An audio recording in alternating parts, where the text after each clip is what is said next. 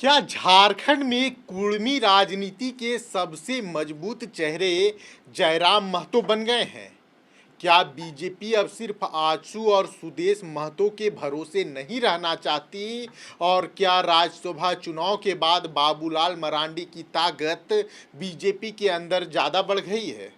नमस्कार, मैं हूं समीर और आप देख रहे हैं बवाल न्यूज। झारखंड राज्यसभा चुनाव खत्म हो चुका है, लेकिन इसके बाद शुरू हुई राजनीति हलचल अब नए समीकरणों की ओर इशारा कर रही है। एक तरफ महागठबंधन में मंथन चल रहा है। कांग्रेस उम्मीदवार प्रणव झा की हार के बाद यह जानने की कोशिश हो रही है कि आखिर क्रॉस वोटिंग किसने की, किसने धोखा दिया और किसकी वजह से कांग्रेस को हार का सामना करना पड़ा। लेकिन दूसरी तरफ बीजेपी के भीतर भी काफी कुछ बदलता हुआ दिखाई दे रहा है। लेकिन दूसरी तरफ बीजेपी के अंदर भी काफी कुछ बदलता हुआ दिखाई दे रहा है।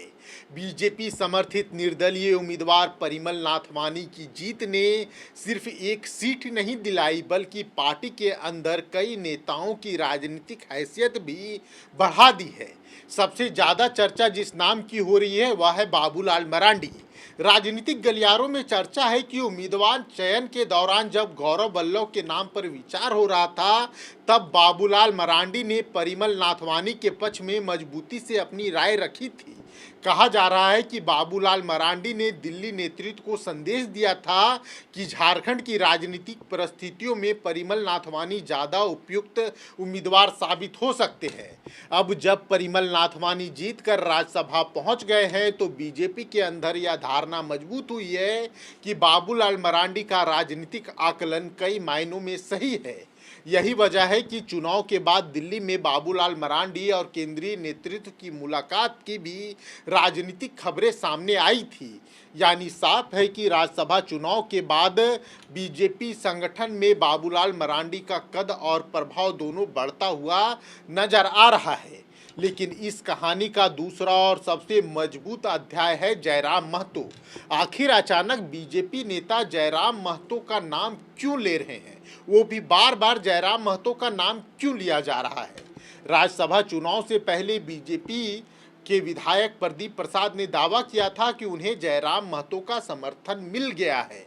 चुनाव परिणाम के बाद पूर्व मंत्री भानु प्रताप शाही ने सार्वजनिक रूप से जयराम महतो को धन्यवाद देकर इस चर्चा को और हवा दे दी।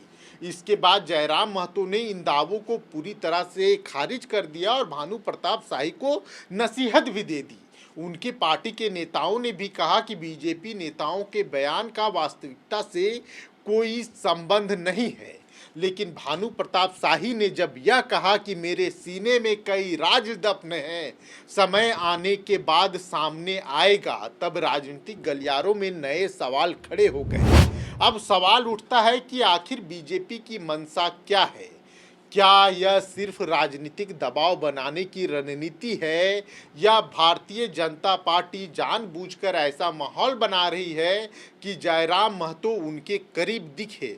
क्या यह बीजेपी की रणनीति है, या फिर सचमुच बीजेपी भविष्य की रणनीति को देखते हुए जयराम महतो को अपने प्रभाव क्षेत्र में लाने की कोशिश कर रही है? दरअसल झारखंड की राजनीति में कुर्मी वोट बैंक हमेशा से निर्णायक रहा है। लंबे समय तक राजनीति का सबसे बड़ा चेहरा सुदेश महतो रहे। कुर्मी राजनीति के सबसे बड़े चेहरे सुदेश महतो ही थे।